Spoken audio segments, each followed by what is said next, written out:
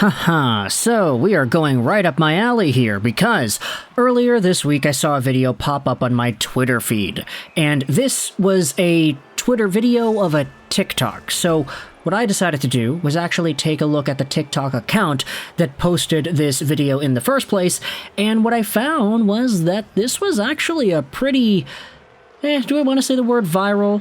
Kind of viral topic that was discussed on the TikToks. I personally am not on TikTok, but this video, this series by @JimmyHockey goes out there and talks about the worst trades in NHL history.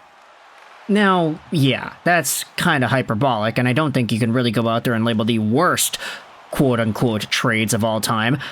But the Part 7 video of Jimmy Hockey's Worst Trades in Hockey series was indeed posted on TikTok. It was posted on Twitter, and I saw it on Twitter.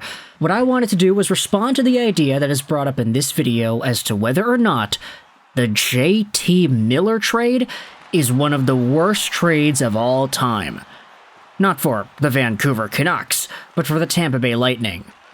You see, I always get super excited when talking about this trade. Whenever I'm reminded about how folks in my comment section hated this trade. Yeah, you see this video right here?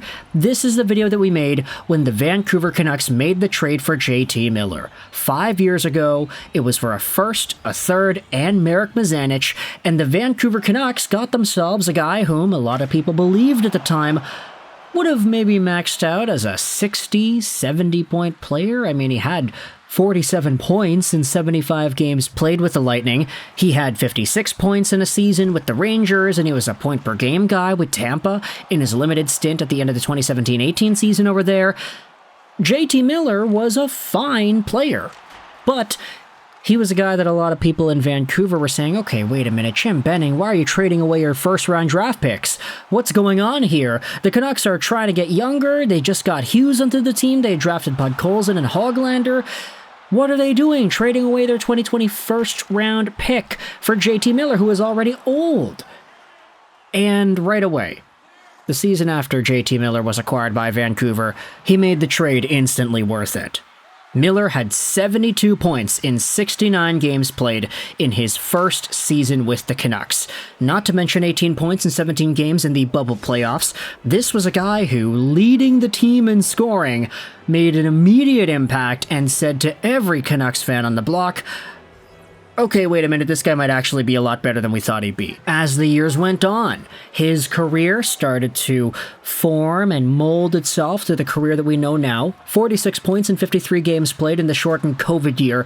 That was unfortunate. Everybody on the team was sick. Everybody on the team was getting injured here and there. Brock Besser led the team in points. It wasn't really the best showcase from the Vancouver Canucks and Braden Holtby in net.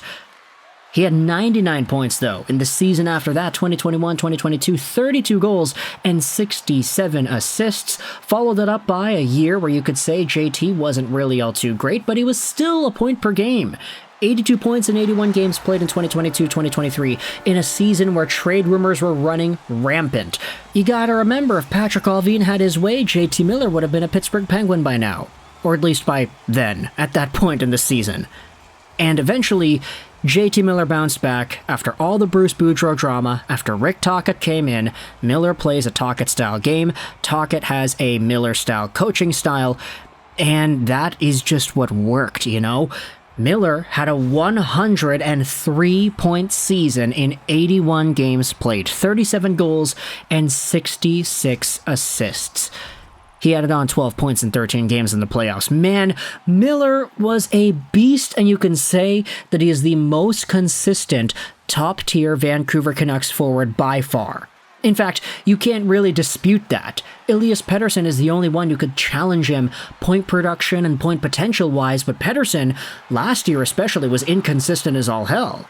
So for JT, this stint in Vancouver has shown off extraordinarily well that you can't help but wonder what could have happened had the Tampa Bay Lightning just kept Miller around.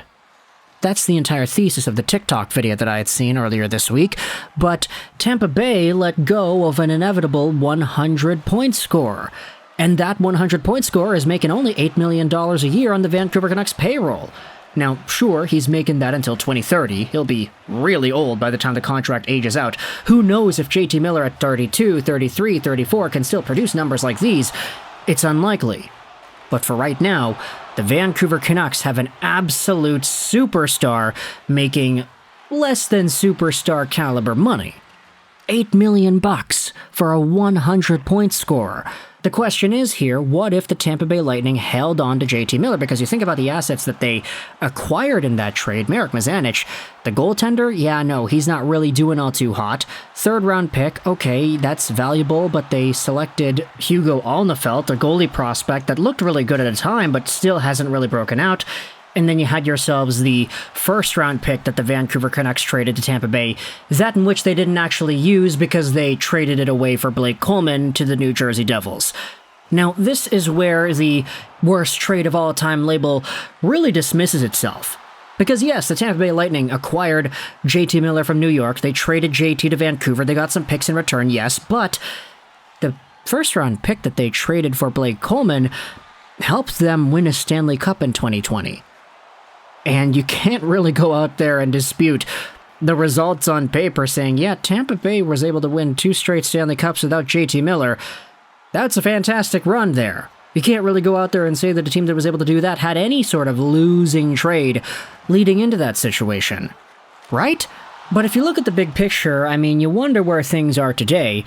The prospect, Blake Coleman, Shakir Mukhamadullin, Hugo Alnefelt, these guys aren't really making too much of an impact for Tampa Bay right now.